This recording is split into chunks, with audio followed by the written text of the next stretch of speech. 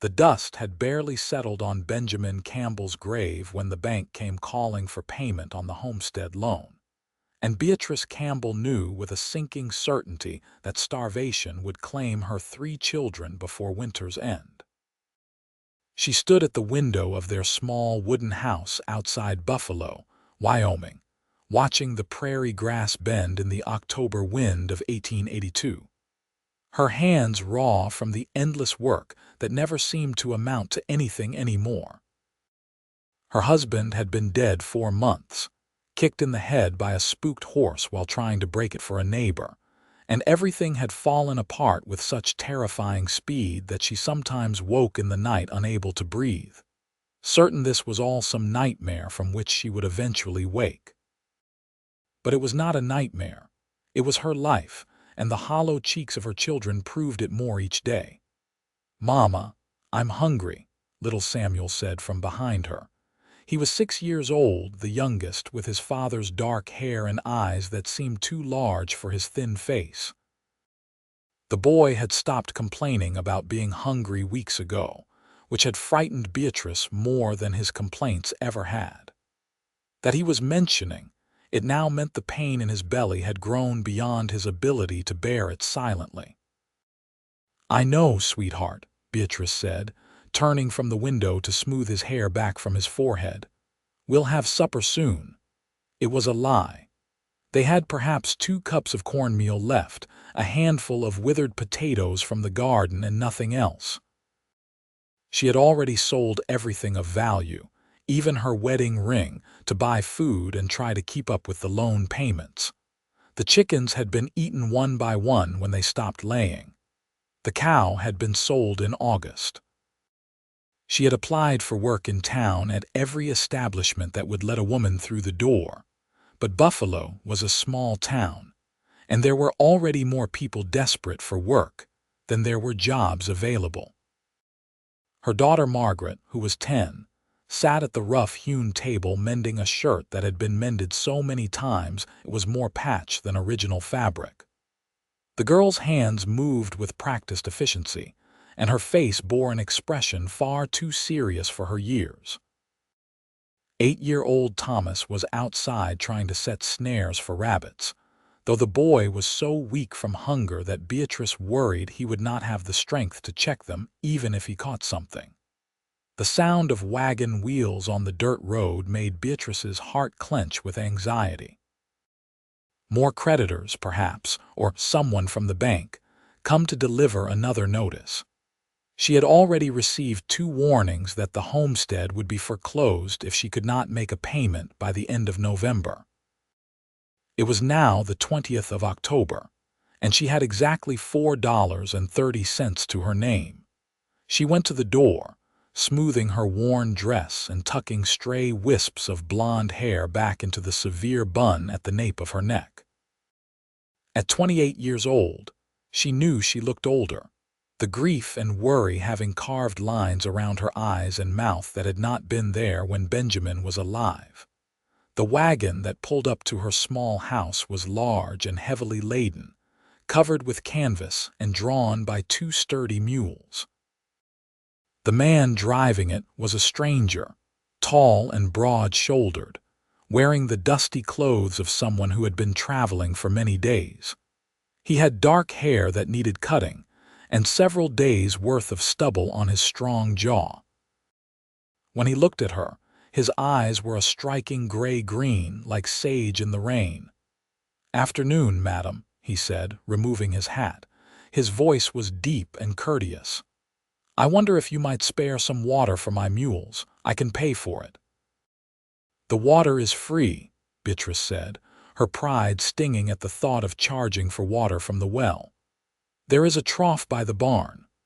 "Much obliged," the stranger said. He climbed down from the wagon with the easy grace of a man accustomed to long days in the saddle or on a wagon seat. He was younger than she had first thought, perhaps 30 or 31, with the weathered skin of someone who lived outdoors but not yet marked by middle age. As he led the mules to the trough, Beatrice noticed the way he moved, favoring his left side slightly. When he bent to work the pump, She saw him wince. "Are you hurt?" The question was out before she could stop herself, the old habit of concern for others not yet beaten down by her own desperate circumstances. The stranger straightened, one hand moving unconsciously to his ribs. "Nothing serious, madam. Had a disagreement with some men a few days back. They wanted what was in my wagon. I persuaded them otherwise, but I took a couple of kicks for my trouble." "You should have those ribs bound," Beatrice heard herself say. "Broken ribs can pierce a lung if you are not careful." He studied her for a long moment, and she felt heat rise in her cheeks under his steady gaze. "You know about doctoring, madam?" "A little. Enough to know when a man is hurt and trying to hide it." A smile tugged at the corner of his mouth. "I suppose I am at that." He paused, then seemed to come to a decision. "I would be grateful if you could take a look if it is not too much trouble. I can pay for your time." Beatrice hesitated. Having a strange man in her house was not proper, but propriety was a luxury she could no longer afford. If he was willing to pay, she needed the money desperately. "Come inside," she said, "but I should tell you I am not a real doctor. I have no formal training." "I will take my chances, madam." Inside, Margaret looked up from her mending with wide eyes as the stranger entered. Samuel moved closer to his sister, his small face uncertain. Beatrice gestured for the man to sit in one of the chairs by the table. "Children, this is—" She realized she did not know his name. "Zachary Kendrick, madam," the stranger supplied, nodding to the children with grave politeness. "Pleased to make your acquaintance. Mr. Kendrick needs some medical attention," Beatrice explained to her children. "Margaret, fetch the clean bandages from the trunk. Samuel, go tell Thomas to come inside and wash up for supper." The lie about supper made her stomach turn, but she could not bear to have the stranger know how desperate they were. She had that much pride left, at least. As Margaret retrieved the bandages and Samuel scampered outside, Beatrice turned to Zachary Kendrick. "You will need to remove your shirt." He nodded and began unbuttoning the dusty garment, moving carefully. When he pulled it off, Beatrice had to suppress a gasp. His torso was a map of bruises, purple and black and green, spreading across his ribs on the left side. It was a wonder he could move at all. "Those men must have been very determined," she said, moving closer to examine the injuries. She pressed gently along his ribs, feeling for breaks. He held himself very still, though she could feel him tense when she touched the worst of the bruising. "They were," Zachary said quietly. "But not as determined as I was to keep what is mine. What is in your wagon that is worth taking such a beating?" The question was forward, but her focus was on her examination. She found 2 ribs that seemed cracked, possibly broken, but not displaced. If he was careful, they would heal. "Food mostly," Zachary said. "Supplies. I was a scout for the army up until last month, and when I mustered out, I took my pay and bought everything I needed to start a new life somewhere. I had not decided where yet. I was just driving and thinking." Beatrice's hand stilled on his ribs. "Food." "Yes, madam. Enough to last through winter, I figured. Flour, beans, rice, salt pork, coffee. Some seed for spring planting, though I suppose that will keep until I figure out where I am settling." He paused. "Your hands are shaking, madam. Are you all right?" She pulled her hands back, tucking them into her skirts to hide their trembling. "I am fine. You have 2 cracked ribs, possibly broken, but they are not displaced. I will bind them tightly. You must not do any heavy lifting or strenuous activity for at least a month, preferably longer." Margaret returned with the bandages, and Beatrice set to work wrapping Zachary's torso with practiced efficiency. The girl watched with quiet interest, and Beatrice realized her daughter was cataloging every movement, learning. Margaret had always been like that, soaking up knowledge like dry earth soaked up rain. When Beatrice finished, she stepped back. "That should help. Change the bindings every few days, and if you develop a fever or have trouble breathing, see a real doctor immediately. Zachary stood carefully, testing the bindings. That feels much better, thank you, Mrs. Campbell, Beatrice said. Beatrice Campbell, Mrs. Campbell. He pulled his shirt back on, moving less stiffly now that his ribs were supported. What do I owe you for your kindness? $2 would be fair, Beatrice said, though her heart hammered at naming such a sum. It was probably too much, but she needed it so desperately. To her relief, Zachary did not balk. He pulled out his wallet and handed her $2 silver. More than fair for the relief you have given me. He looked around the small house, and Beatrice saw him taking in the bare shelves, the worn furniture, the general air of poverty that she had tried so hard to hide. Is your husband about, Mrs. Campbell? My husband is dead, Mr. Kendrick. The words still felt strange in her mouth even after 4 months. He died in June. Something shifted in Zachary's expression, a softening around his eyes. I am sorry for your loss. He hesitated, and Beatrice could see him weighing his words. Mrs. Campbell, I could not help but notice that you seem to be in difficult circumstances. Shame burned through her, hot and acidic. We are managing just fine, Mr. Kendrick. I thank you for your concern. I meant no offense, madam. He held up his hands in a peaceable gesture. It is just that I find myself in a situation where I could use some help, and it occurred to me that perhaps we might be of service to each other. Beatrice's spine stiffened. She had heard such offers before, though usually not phrased so politely. I am not that kind of woman, Mr. Kendrick. To her surprise, he looked genuinely shocked. Good Lord, madam, I was not suggesting anything improper. I apologize if my words gave that impression. He sat back down, wincing slightly despite the bindings. What I meant was that I need to rest these ribs for at least a few days, maybe longer. A wagon loaded down with supplies is an invitation to thieves, as I have already discovered.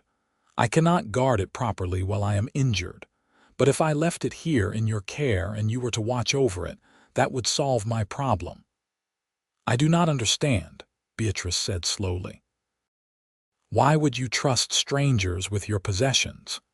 Because you are a widow with children who needs help, and I am a man alone who needs to heal, Zachary said simply. And because I have learned to read people, Mrs. Campbell, it was part of my job as a scout. You are proud and you are desperate, but you are honest. You would no sooner steal from me than you would fly to the moon. Beatrice's throat felt tight. And what would you want in exchange for leaving your wagon here? Just a place to rest for a few days. I can sleep in your barn if you have one. I would not impose on your household, and perhaps you might spare me a meal or two if it is not too much trouble. I can pay for my keep. It was the mention of meals that broke her. The thought of having to prepare food she did not have, of trying to maintain the fiction that they were managing fine, was too much. To her horror, Beatrice felt tears welling up in her eyes. Mrs. Campbell, Zachary stood, concern evident on his face. What is wrong? I cannot feed you, Beatrice said, the words coming out in a rush. I cannot even feed my own children. We have nothing. Nothing. I was lying when I told Samuel we would have supper tonight. I have 2 cups of cornmeal and a few potatoes, and that is all. The tears spilled over, and she dashed them away angrily. So you see, Mr. Kendrick, I cannot help you. I cannot help anyone. I can barely keep my children alive. The silence that followed was broken only by the sound of the door opening. Thomas came in, followed by Samuel, both boys stopping short when they saw their mother crying and the stranger standing awkwardly in the middle of their small house. Zachary looked at the children, then back at Beatrice. His face had gone very still, and she could not read his expression. When he spoke, his voice was quiet but firm. Mrs. Campbell, I would like to make you an offer, and I want you to hear me out before you refuse. Beatrice wiped her eyes, trying to compose herself. "What kind of offer? I will leave my wagon here with everything in it. All the food, all the supplies. You and your children can use whatever you need." "I cannot pay you for it," Beatrice said desperately. "I have almost nothing." "I am not asking you to pay me." Zachary held her gaze. "I am giving it to you, all of it." The room seemed to tilt. "What?" "I do not need it," Zachary said. "I have been drifting since I left the army, trying to figure out what to do with myself. I bought all those supplies because I thought I needed to settle somewhere, start a farm maybe, but the truth is, I do not know if that is what I want. I have money saved from my army pay. I can buy more supplies if I need them, but you need them now and I have them, so I am giving them to you." "Why?" The word came out as barely a whisper. "Why would you do this?" Zachary was quiet for a long moment, and when he spoke, there was a weight to his words that suggested painful experience. "Because I know what it is like to be hungry, Mrs. Campbell. I know what it is like to be a child and go to bed with your stomach hurting from emptiness. My mother was a widow too, after my father died of cholera when I was 7. We nearly starved that first winter. We were only saved because a neighbor gave us half a butchered pig and did not ask for anything in return." He looked at her children, his expression softening. "I cannot repay that neighbor. He died years ago, but I can pass on the kindness to someone who needs it now." Beatrice's legs felt weak. She sank into a chair, her mind reeling. "I do not know what to say." "Say you will accept it," Zachary said gently. "Say you will let me help you." "Mama." Margaret's voice was small and uncertain. "Is the man going to give us food?" Beatrice looked at her daughter's thin face, at Thomas's wide eyes, at Samuel's hollow cheeks. Pride warred with desperation, and desperation won. "Yes, sweetheart," she said, her voice breaking. "Yes, he is." Zachary smiled, and it transformed his face, making him look younger and less careworn. "Good. Now, let's get that wagon unloaded before dark. Thomas, Samuel, you boys want to help me." The children looked to their mother, and when Beatrice nodded, they rushed forward eagerly. Zachary led them outside, moving carefully because of his ribs, and Beatrice followed on shaking legs. When Zachary pulled back the canvas covering the wagon bed, Beatrice's breath caught. The wagon was packed with sacks of flour, beans, rice, and cornmeal, barrels of salt pork and pickled vegetables, tins of coffee and sugar, boxes of seed, tools, blankets, and more. It was a fortune in supplies, enough to feed her family through the winter and into spring, enough to plant a garden that might actually produce, enough to give them a real chance at survival. "I cannot accept this," Beatrice said weakly, even as her heart cried out that she had to, for her children's sake. "It is too much." "It is exactly enough," Zachary said firmly. "Now, where do you want me to start unloading?" They worked until dark, carrying sacks and barrels into the small house and the attached root cellar.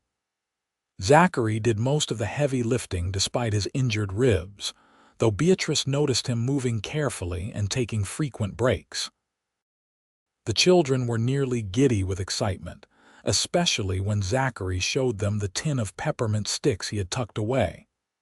"I have a terrible sweet tooth," he confessed to the wide-eyed children. "Probably should not indulge it, but a man has to have some vices." He handed each child a peppermint stick, and their faces lit up with joy so pure it made Beatrice's chest ache. When everything was unloaded and stored away, Zachary unhitched his mules and led them into the small barn, where Beatrice's few remaining possessions included some old hay and a bag of oats she had been hoarding for emergencies. "They can eat that hay," Zachary said, gesturing to the pile in the corner, "and I have grain for them in my saddlebags. Do not waste your oats on them." "I insist," Beatrice said. "You have given us so much, it is the least I can do." Zachary looked like he wanted to argue, but he nodded. "Thank you." Back in the house, Beatrice cooked the first real meal her family had eaten in weeks. She made cornbread with real butter from a crock that had been in the wagon, fried up salt pork until it was crispy, and boiled beans with molasses. The smell of cooking food filled the small house, and the children sat at the table with shining eyes, barely able to contain their impatience. "Mr. Kendrick, will you join us?" Beatrice asked, ladling food onto plates. "I do not want to impose, madam. After what you have done, you could never be an imposition. Please sit." Zachary sat, and they ate together. The children devoured their food with the desperate hunger of those who had been too long without, and Beatrice had to stop herself from doing the same. She wanted to savor every bite, to make this moment last, because part of her still could not quite believe it was real. Zachary ate more slowly, watching the family with an expression that Beatrice could not quite decipher. There was satisfaction there and something else, something that looked almost like longing. After dinner, when the children were bedded down and already sleeping the heavy sleep of the well-fed, Beatrice walked with Zachary out to the barn. The night was cool and clear, stars scattered across the sky like diamond dust. "I have made up a pallet for you in the barn," Beatrice said. "It is not much, but the blankets are clean and it should be warm enough." "It is more than enough, Mrs. Campbell, thank you." They stood in the doorway of the barn, the lantern light casting long shadows. Beatrice struggled to find words adequate to express what she was feeling. "Mr. Kendrick, what you have done today, I cannot begin to thank you enough. You have saved our lives, truly. We would not have made it through winter without help, and no help was coming. You are an answer to a prayer I did not even know how to pray anymore." Zachary shifted his weight, clearly uncomfortable with her gratitude. "I am glad I could help, madam. And I hope you will not think me forward for saying this, but I would like to stay on a few days, even after my ribs are better. There is work that needs doing around your place. Repairs to the barn, the fence needs mending, the roof of your house has some loose shingles. If you would allow me to help with those things, I would count it a privilege." Beatrice's throat felt tight again. "Why would you want to do that?" Zachary was quiet for a long moment, his eyes searching hers in the dim light.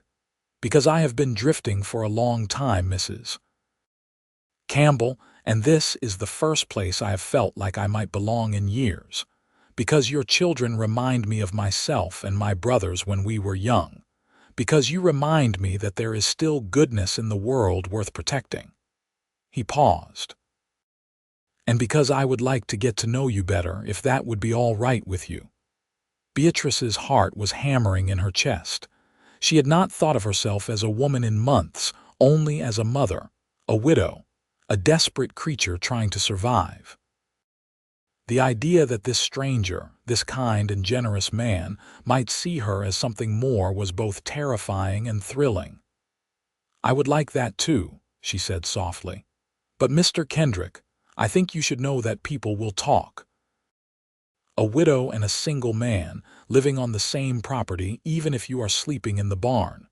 The gossip in town can be vicious." "Let them talk," Zachary said firmly. "I do not care about gossip, Mrs. Campbell. I care about doing what is right. And right now, what is right is making sure you and your children are safe and provided for. You are a good man, Zachary Kendrick." "I am trying to be, madam. I am trying to be." They said good night and Beatrice returned to the house. She checked on her sleeping children, their faces peaceful and full in a way they had not been in months, and then she lay down in her own bed. For the first time since Benjamin died, she felt something other than crushing despair. She felt hope. The days that followed took on a rhythm that felt almost normal. Zachary proved to be a man of his word, working tirelessly to repair everything that had fallen into disrepair since Benjamin's death.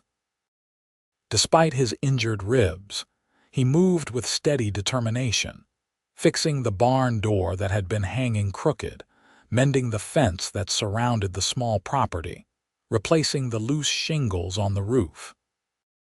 Beatrice cooked meals from the supplies he had given them, marveling at the simple pleasure of feeding her children properly. The color returned to their cheeks, and their energy increased. Thomas set his snares with renewed vigor and actually caught 2 rabbits, which Beatrice stewed with vegetables from the supplies. Margaret continued her mending but now wore a small smile while she worked, humming quietly to herself.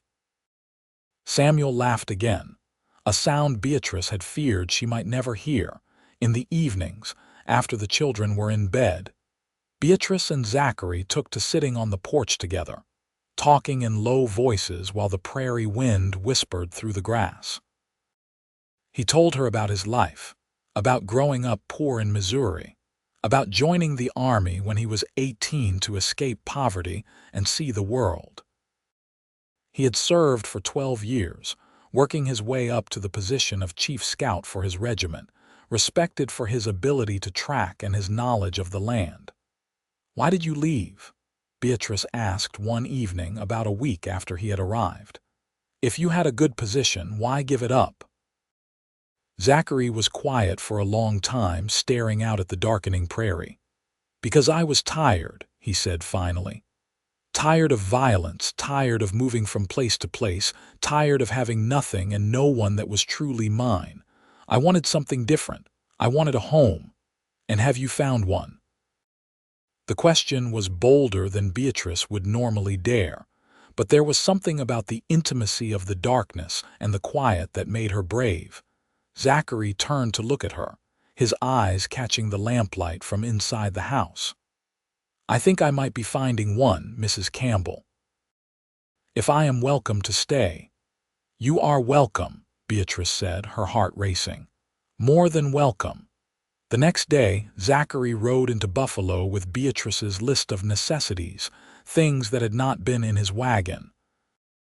He returned with everything she had requested, plus several items she had not asked for: a new dress for Margaret, new shirts for the boys, a pretty blue scarf that he shyly presented to Beatrice. "I thought it would match your eyes," he said, and Beatrice felt herself blush like a girl. The children adored Zachary. He was patient with their endless questions, teaching Thomas how to properly set snares, showing Samuel how to whistle, and listening with grave attention when Margaret read aloud from the worn Bible that was the only book in the house. He carved small animals out of wood scraps for them, his large hands moving with surprising delicacy. Watching him with her children, Beatrice felt something shifting inside her. The grief she carried for Benjamin would never entirely disappear, but it was no longer the only thing she felt. There was warmth now, and light, and the stirring of feelings she had thought died with her husband. It was not that she had stopped loving Benjamin. She would always love him, would always treasure the years they had together. But Benjamin was gone, and she was still alive, and so were her children. They deserved more than just survival. They deserved joy, and so did she. 2 weeks after Zachary's arrival, Beatrice went into town to purchase fabric for new winter clothes for the children. She had the money now, from the small jobs Zachary had started taking in town, refusing to let her use the money from the supplies he had given them. "That is for you and your children," he had said firmly. "Any money I earn, I am happy to contribute, but that other is yours." In the general store, Beatrice selected sturdy wool fabric and warm flannel, allowing herself to choose based on quality rather than just price for the first time in months. She was examining a bolt of dark green cotton when 2 women she knew approached. "Beatrice Campbell, as I live and breathe," said Mrs. Henderson, the wife of the bank manager. Her tone was sugary sweet, which Beatrice knew from experience meant she was about to say something unkind. "I heard you had a man living on your property. How enterprising of you." The implication was clear, and Beatrice felt her cheeks flush. "Mr. Kendrick has been helping with repairs to my homestead. He has been very generous and very proper." "I am sure he has," said Mrs. Henderson's companion, Mrs. Whitmore. "But you know how people talk, dear. A widow and a single man living together without the benefit of marriage. It just looks improper, even if nothing untoward is happening." "We are not living together," Beatrice said, struggling to keep her voice even. "Mr. Kendrick sleeps in the barn." "Of course, dear." Mrs. Henderson patted Beatrice's arm in a way that was clearly condescending. "We are not judging you. Times are hard, and a woman must do what she must to survive. We understand completely." But the gleam in their eyes said they did not understand at all, that they were already composing the gossip they would spread as soon as they left the store. Beatrice paid for her fabric and left quickly, her earlier good mood completely shattered. She knew the women were right about one thing: people would talk. They probably already were talking. A widow was supposed to mourn for at least a year, preferably longer, and certainly was not supposed to have a man living on her property, no matter how innocent the arrangement. But what was she supposed to do? Send Zachary away when he had saved her family from starvation? Pretend she did not care for him when her heart lifted every time she saw him? Live her life according to the narrow dictates of people who had never offered to help her in her darkest hour? When she returned home, Zachary was teaching Thomas how to use a hammer properly, showing the boy how to drive a nail straight. He looked up when she arrived, smiling, but the smile faded when he saw her face. "What happened?" he asked, crossing to her immediately. "Are you all right?" "I am fine," Beatrice said, but her voice shook. "Just some gossip in town, nothing I did not expect." Zachary's jaw tightened. "About us?" "Yes." He was quiet for a moment, then said carefully, "I can leave if my presence is causing you trouble." "The last thing I want is to damage your reputation." "No," Beatrice said quickly, surprised by the vehemence in her own voice. "No, I do not want you to leave. I do not care what those women think." But she did care, at least a little, and Zachary knew it. That evening, after the children were in bed, he sat down across from her at the table with an expression of serious determination. "Mrs. Campbell, Beatrice, there is something I need to say to you, and I hope you will hear me out before you respond." Beatrice's heart began to pound. "All right." "I have been thinking about my situation and yours, and I believe I have a solution to both our problems." He took a deep breath. "Beatrice, would you consider marrying me?" The world seemed to stop. Beatrice stared at him, unable to speak. Zachary continued, speaking quickly now, as if afraid he would lose his nerve. "I know this is sudden, and I know you may not have feelings for me the way I have developed them for you. But even if this were purely a practical arrangement, it would solve many problems. You would have a husband to help provide for you and your children and to protect you. I would have a family and a home. The gossip would stop, and in time, perhaps affection might grow into something more." "You have feelings for me," Beatrice managed to say. Zachary met her eyes, and the intensity in his gaze made her breath catch. "I have tried not to. I told myself I was just helping someone in need, that I was being neighborly, nothing more. But the truth is, I have fallen for you, Beatrice. You are strong and brave and kind, and you love your children with a fierceness that humbles me. I admire you more than any woman I have ever known, and if you would give me a chance, I would spend the rest of my life trying to be worthy of you." Tears welled up in Beatrice's eyes. "Zachary, I do not know what to say. Benjamin has only been gone for months. I know, and I am not asking you to forget him or to stop loving him. I would never ask that. A person's heart is big enough to hold more than one love. I am just asking for a chance to earn a place in yours." He reached across the table and took her hand, his palm warm and calloused against hers. You do not have to answer right now. Think about it, pray about it, and when you are ready, whatever you decide, I will respect it." Beatrice looked down at their joined hands. She thought about the long, dark months after Benjamin's death, when she had felt like she was drowning in grief and fear. She thought about Zachary's kindness, his generosity, the way he had saved her family without a second thought. She thought about the way her heart lifted when she saw him, the way she had started listening for his footsteps, the way his smile could brighten even the hardest day. She thought about her children, and how they deserved a father who would love them and protect them. She thought about the homestead, and how she could not manage it alone, how she had been failing before Zachary arrived. She thought about the future, and realized that for the first time since Benjamin died, she could actually imagine one. "I do not need time to think about it," Beatrice said quietly. "My answer is yes." Zachary's eyes widened. "Yes. Yes, I will marry you." She squeezed his hand, feeling tears slip down her cheeks. "You are right that my heart still holds love for Benjamin, and it always will. But you are also right that a heart can hold more than one love. I care for you, Zachary, more than I thought possible so soon. You have been nothing but kind and honorable, and I believe you would be a good husband and a good father. So yes, I will marry you." Zachary stood so quickly his chair nearly tipped over, pulling Beatrice to her feet and into his arms.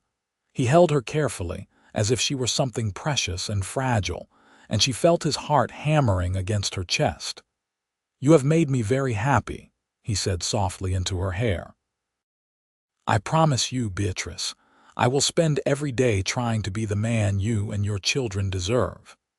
They were married 3 days later in a simple ceremony at the small church in Buffalo. The children were overjoyed, particularly Samuel, who had taken to following Zachary around like a shadow. Margaret was more reserved, but Beatrice saw the hope in her daughter's eyes, the relief of knowing their family would be secure. Some of the townspeople attended the wedding, including Mrs. Henderson and Mrs. Whitmore, who wore expressions of sour disapproval that Beatrice found almost amusing now that their gossip no longer had any power to hurt her. The minister, a kind man named Reverend Thomas, spoke about new beginnings and the grace of God in providing for widows and orphans. When Zachary slipped the simple gold band onto Beatrice's finger, his hands were shaking slightly, and she realized he was nervous. This strong, capable man who had faced down thieves and survived 12 years in the army was nervous about marrying her. The realization made her feel tender toward him in a way she had not expected. "I love you," he whispered as they sealed their vows with a kiss, and Beatrice felt her heart turn over in her chest. "I love you too," she whispered back and meant it.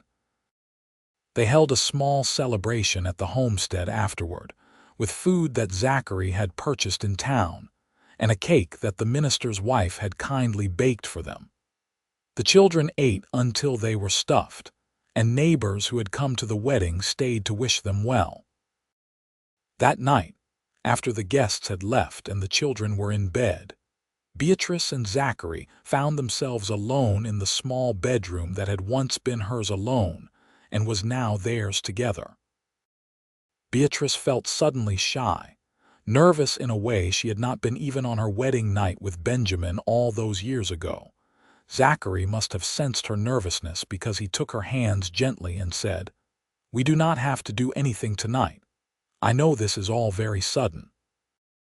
I am happy just to hold you if that is what you prefer." But Beatrice shook her head. "I want this," she said. "I want you. I am just a little nervous." "So am I," Zachary confessed, and they both laughed, the tension breaking.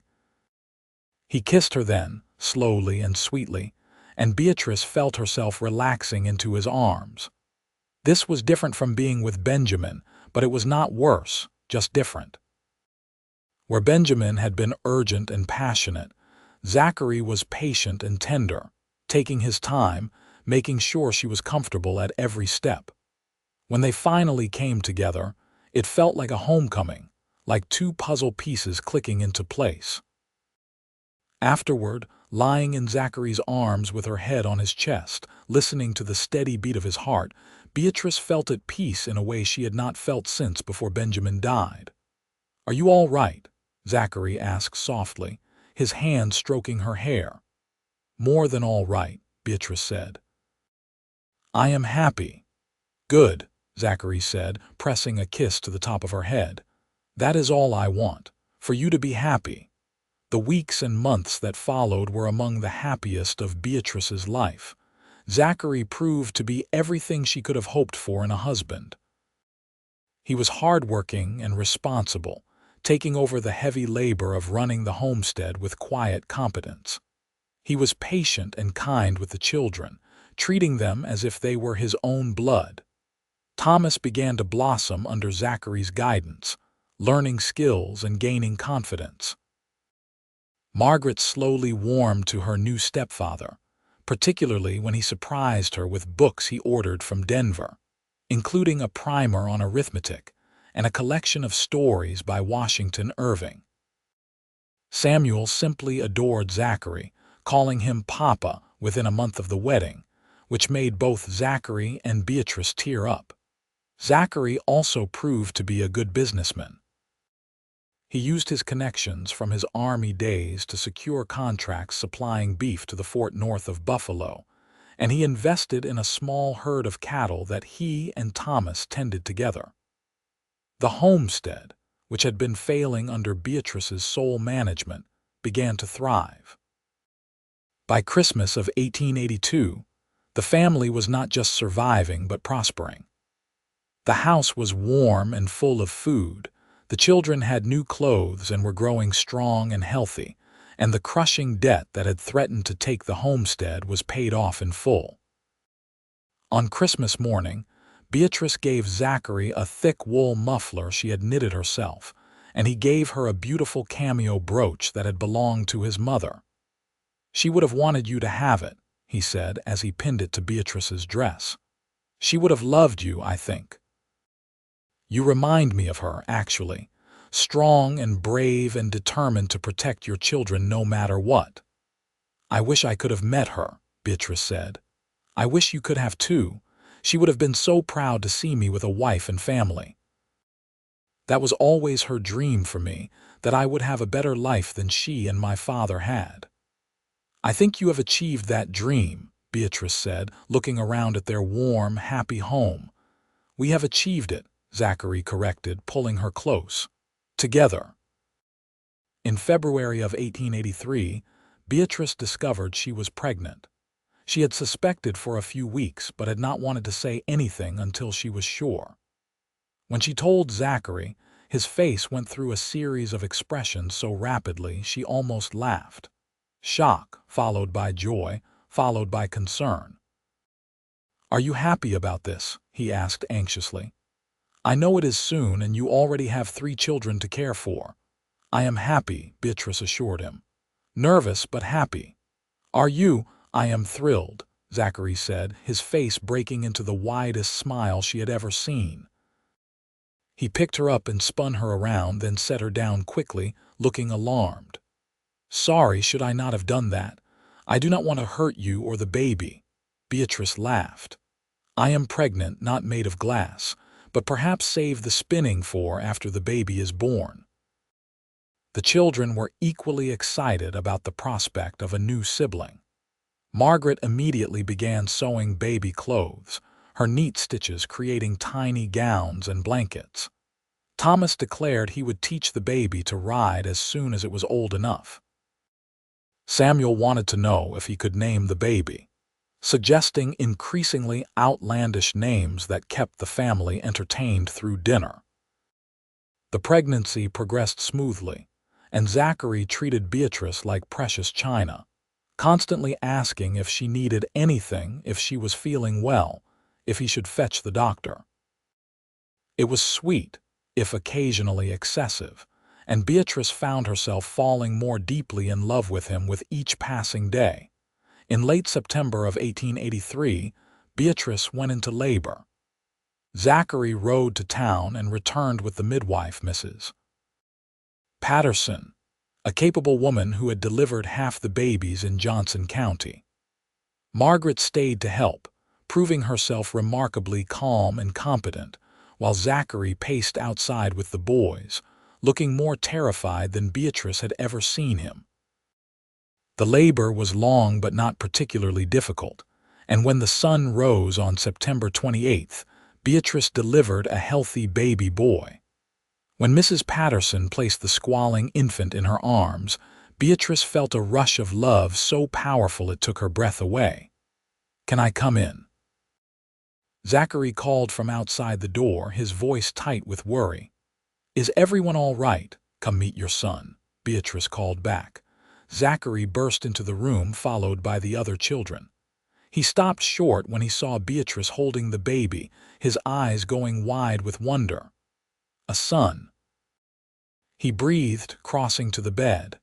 "A son," Beatrice confirmed, holding the baby out to him. "Would you like to hold him?" Zachary took the baby with the careful reverence of someone who had never held an infant before.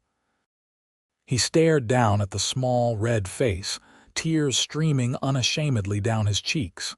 "He is perfect," Zachary said in a voice choked with emotion. "Absolutely perfect. Thank you, Beatrice. Thank you for this incredible gift."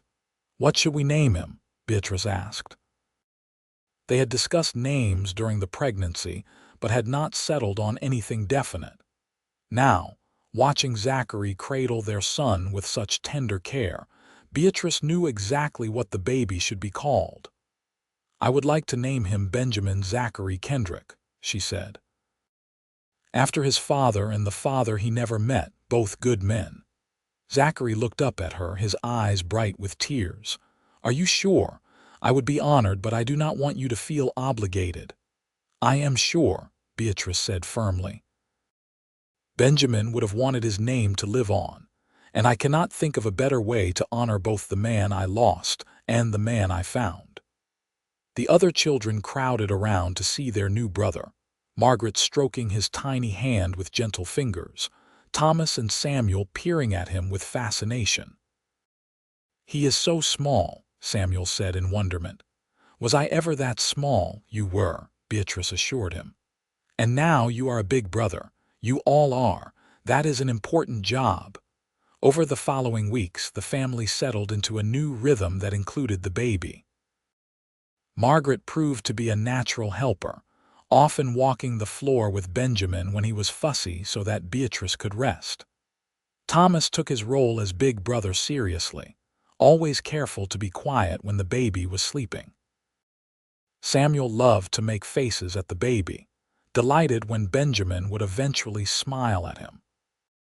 Zachary was a devoted father, getting up with the baby at night so Beatrice could sleep, changing diapers without complaint, and spending hours simply holding his son and talking to him in a low, gentle voice. Watching him, Beatrice often found herself thinking about how much her life had changed in just over a year. A year ago, she had been desperate and starving, watching her children waste away, certain that death was stalking her family. Now she had a husband who loved her, children who were healthy and happy, a thriving homestead, and a new baby. It seemed like a miracle, except that it was not a miracle at all. It was simply the result of one man's kindness and the love that had grown from that initial act of generosity. As winter approached again, Beatrice took stock of her blessings. The pantry was full, the barn was stocked with hay and grain, the cattle were fat and healthy.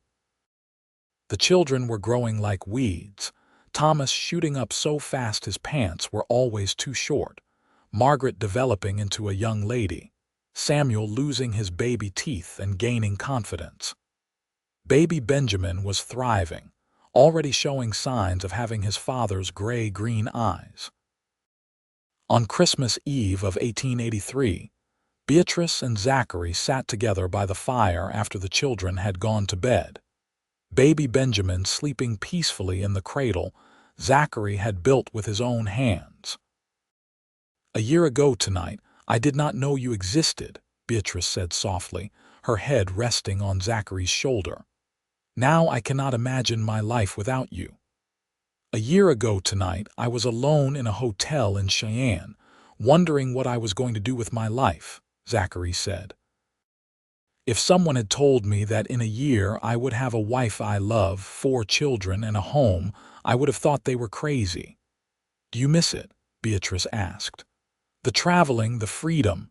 Not for a second, Zachary said firmly. This is what I wanted, Beatrice. This is what I was searching for all those years. I just did not know it until I found you. He kissed her then, slow and sweet, and Beatrice felt her heart swell with love for this good man who had saved her family and won her heart. The years that followed were good ones. The homestead continued to prosper under Zachary's management, growing from a small, struggling farm into a successful ranch. They added to the house, building on 2 more rooms to accommodate their growing family, as Beatrice gave birth to 2 more children over the next 5 years. A daughter they named Rose in 1885, and another son they named William in 1887. Thomas grew into a strong, capable young man who proved to have a gift for working with horses. By the time he was 16, in 1890, he was running a profitable side business breaking and training horses for other ranchers in the area. Margaret pursued her love of learning, eventually becoming a teacher in Buffalo, much to her family's pride. Samuel grew into a cheerful, friendly boy who charmed everyone he met. Benjamin, Rose, and William grew up knowing only security and love, never experiencing the desperate poverty that their older siblings remembered. They were happy, healthy children who took for granted the full pantry and warm house that had once seemed like impossible luxuries. Beatrice and Zachary's marriage deepened and strengthened with each passing year. The initial attraction and affection they had felt for each other matured into a profound love built on respect, partnership, and genuine friendship. They worked side by side to build a life together, supporting each other through challenges and celebrating victories together. In the summer of 1892, exactly 10 years after Zachary had first driven his wagon up to Beatrice's house, they sat together on the porch of their expanded home, watching their children play in the yard. Thomas, now 18 and courting a girl from town, was teaching 11-year-old Benjamin how to rope. Margaret, visiting from Buffalo where she now taught, was reading to 7-year-old Rose and 5-year-old William. Samuel, at 14, was supposed to be doing chores but was instead trying to catch frogs in the creek. "Look at what we built," Beatrice said softly, gesturing to the scene before them. "Look at our family." Zachary took her hand, lacing his fingers through hers in the familiar gesture that still made her heart flutter after all these years. "Look at what we built together," he corrected. "I could not have done any of this without you, B." Beatrice smiled at the nickname he had started using a few years into their marriage. "And I could not have done it without you. If you had not stopped at our house that day, if you had not been generous enough to give us your wagon." She trailed off, not wanting to think about what would have happened. "I was supposed to be there that day," Zachary said firmly. "I believe that with all my heart. God or fate or whatever you want to call it, I was meant to find you. You and the children, you are the best thing that ever happened to me." "You are the best thing that ever happened to us too," Beatrice said. She leaned her head on his shoulder, comfortable and content. "I love you, Zachary Kendrick. I love you too, Beatrice Kendrick, always and forever." As the sun set over the Wyoming prairie, painting the sky in shades of orange and gold, Beatrice reflected on the journey that had brought her to this moment. She had known terrible grief and desperate poverty. She had known fear and hunger, and the awful certainty that she could not save her children no matter how hard she tried. But she had also known great love, not once but twice. She had learned that the human heart was more resilient than she had ever imagined, capable of healing and opening again, even after devastating loss. She had learned that kindness could change lives, that one generous act could ripple outward in ways the giver never imagined. Most of all, she had learned that it was possible to build a new life from the ruins of the old one, to find joy again after sorrow, to love again after loss. The life she had now was different from the one she had imagined when she married Benjamin all those years ago, but it was no less precious for being unexpected. In 1895, Thomas married his sweetheart, a kind young woman named Elizabeth, and they built a house on the far edge of the ranch property. A year later, they made Beatrice and Zachary grandparents with the birth of a baby girl they named Beatrice in honor of her grandmother. Holding her tiny granddaughter, Beatrice marveled at the full circle life had taken her through.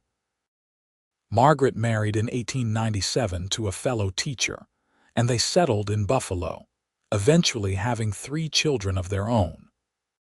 Samuel followed in his stepfather's footsteps, joining the army when he was 18, though he insisted on coming home every few years to visit and regale his family with stories of his adventures.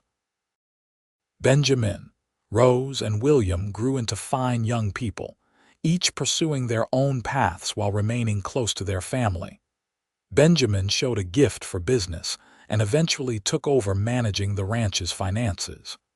Rose inherited her mother's compassionate nature and became a nurse. William, the baby of the family, proved to have a wanderer's spirit, but always came home to the ranch eventually, knowing it would always be there waiting for him. Through it all, Beatrice and Zachary remained the steady center of their growing family. They grew older together, Zachary's dark hair gradually turning silver, Beatrice's face gaining lines that spoke of years of laughter and love. They remained partners in every sense of the word, working together, raising their children together, building a legacy together. On their 20th wedding anniversary in 1902, Zachary surprised Beatrice with a trip to Denver, their first time leaving the ranch together since the children were born. They stayed in a hotel, ate at restaurants, saw a play, and felt young and carefree in a way they had not felt in years. "Thank you for saying yes all those years ago," Zachary said as they danced together in the hotel ballroom, his arms strong around her despite his 51 years. "Thank you for taking a chance on a drifting cowboy who showed up on your doorstep." "Thank you for stopping at my house that day," Beatrice replied, at 48 still beautiful to Zachary's eyes. "Thank you for your kindness, your generosity, and your love. Thank you for being the father my children needed and the husband I did not know I could have again." "I would do it all again in a heartbeat," Zachary said. "Every moment, every choice that led me to you, I would do it all exactly the same." They kissed there on the dance floor, not caring who saw, still deeply in love after all these years. When they returned to the ranch, they were greeted by their children and grandchildren, the house full of noise and laughter and love. Beatrice stood in the doorway, taking in the scene, and felt overwhelming gratitude for the life she had been given. She thought about that terrible day in October of 1882, when she had stood at her window, certain that starvation would claim her children before winter's end. She thought about the desperate, frightened woman she had been, with no hope and no help on the horizon. And then she thought about the sound of wagon wheels on the dirt road, and the stranger with kind eyes who had changed everything. That night, after everyone had gone home or to bed, Beatrice found the $2 that Zachary had given her for tending his ribs, which she had kept all these years in a small box. They were tarnished now, but she had never spent them, keeping them as a reminder of that first day. Zachary found her looking at them, a smile on his face as he recognized the coins. "You kept them." "Of course I kept them," Beatrice said. They represent the day my life began again, the day you came into our lives and saved us in more ways than one. You saved me too, Zachary said, wrapping his arms around her from behind and resting his chin on her shoulder. I was lost before I found you. I had money and skills and all the supplies a man could need, but I had nothing that mattered. No purpose, no family, no home. You gave me all of that. We gave it to each other, Beatrice said, leaning back into his embrace. We built it together, from the foundation you laid when you gave us your wagon to the life we created together. As the years continued to pass, Beatrice and Zachary grew old together, surrounded by their children, grandchildren, and eventually even great-grandchildren. The ranch remained prosperous, a testament to their hard work and dedication. The house that had once been a small, struggling homestead was now the center of a thriving family legacy. They never forgot their humble beginnings, though, and they made it a point to help others who were struggling whenever they could.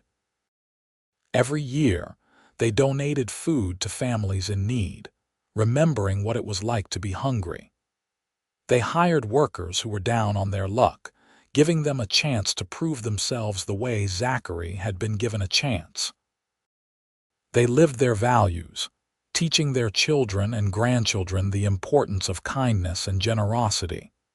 In 1912, at the age of 81, Zachary passed away peacefully in his sleep, his hand held in Beatrice's. His death was a devastating loss to the family, but he had lived a full, rich life, surrounded by the love of those he cared about most. Beatrice, at 78, grieved the loss of her second great love, but she did not let grief consume her the way it had after Benjamin's death. She had learned that love was stronger than death, that the bonds formed in life continued beyond it. She could feel Zachary's love still, in the house they had built together, in the children they had raised, in the life they had created.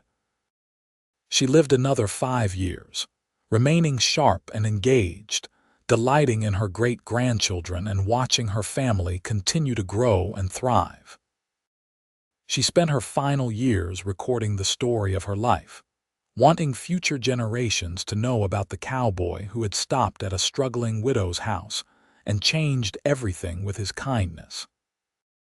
When Beatrice passed away in 1917 at the age of 83, she was surrounded by 4 generations of family, all of whom existed because a man with a wagon full of supplies had decided to help a desperate woman he did not even know.